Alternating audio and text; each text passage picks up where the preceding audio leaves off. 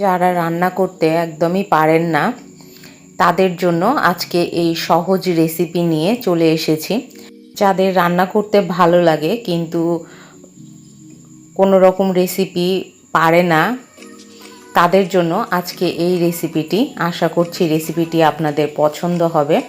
নমস্কার, আপনাদের সবাইকে পাপিয়ার হেসেলে সাদর আমন্ত্রণ। তো চলুন এই রেসিপিটি শুরু করা যাক। প্রথমে এখানে আমি 1 কেজি চিকেন নিয়েছি। চিকেনটাকে ভালো করে পরিষ্কার করে ধুয়ে নেবার পরে এর মধ্যে আমি হাফ টিস্পুন মতন আদা বাটা, হাফ টিস্পুন জিরে বাটা, তার সঙ্গে 1 টিস্পুন রসুন বাটা আর হাফ টিস্পুন লঙ্কা বাটা, আমি এখানে শুকনো লঙ্কা বাটা দিয়েছি। আর তার সঙ্গে দিয়ে দিলাম পরিমাণ মতন লবণ ও হলুদ। আর দিয়ে দেব এখানে গোটা রসুন দিয়েছি আর তার সঙ্গে দিয়ে দিয়েছি টুকরো করে রাখা আলু। আর দিয়ে দিলাম পরিমাণ মতন পেঁয়াজ। এখানে আমি 1 কেজি মাংসর জন্য 3টে বড় পেঁয়াজ নিয়েছি। পেঁয়াজটাকে কুচিয়ে নিয়েছি। কুচিয়ে নেবার পরে সেটাকেও দিয়ে দিলাম এই মাংসর মধ্যে। দেবার পরে আমি এর মধ্যে দিয়ে দেব 3 টিস্পুন মতন সর্ষের তেল। দিয়ে আমি এই মশলাটার সঙ্গে মাংসটাকে ভালো করে মাখিয়ে নেব। যত ভালো করে মাখানো হবে মাংসের টেস্টটা তত ভালো খুলবে আর মাংসের ভেতরে এই মশলাগুলো ভালোভাবে ঢুকবে। তো আমি এখানে ম্যারিনেট করে মোটামুটি আধা ঘন্টার মতন রেখে দিয়েছিলাম। আর এই পাশে আমি কড়াই বসিয়ে দিয়েছি। কড়াইয়ের মধ্যে দিয়ে দিয়েছি 3 টিস্পুন মতন সর্ষের তেল।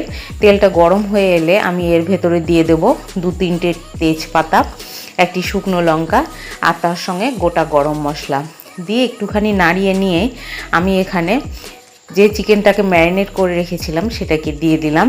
দিয়ে এখানে লো ফ্লেমে আস্তে আস্তে আমাকে চিকেনটাকে কষিয়ে নিতে হবে।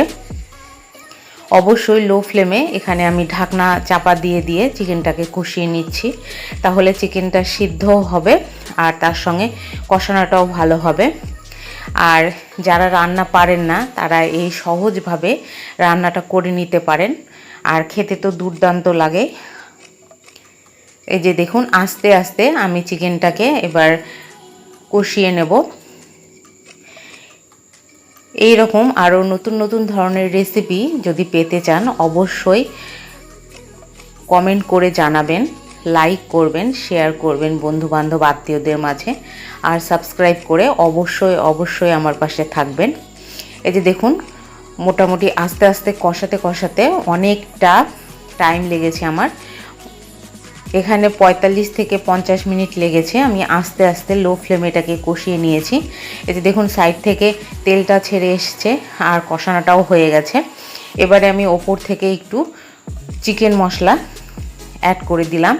দিয়ে এটাকে নাড়িয়ে চাড়িয়ে নামিয়ে নেব। তাহলে রেডি হয়ে যাবে চিকেন কষা খুব সহজে। যারা নতুন রান্না শিখছেন বন্ধুরা তারা অবশ্যই কমেন্ট করে জানাবেন কেমন লাগলো রেসিপিটি আর বাড়িতে একবার ট্রাই করবেন। এই যে দেখুন একদম রেডি চিকেন কষা। গরম গরম ভাতের সঙ্গে সার্ভ করতে পারেন। আর সম্পূর্ণ ভিডিওটি দেখবার জন্য আপনাদেরকে অসংখ্য ধন্যবাদ।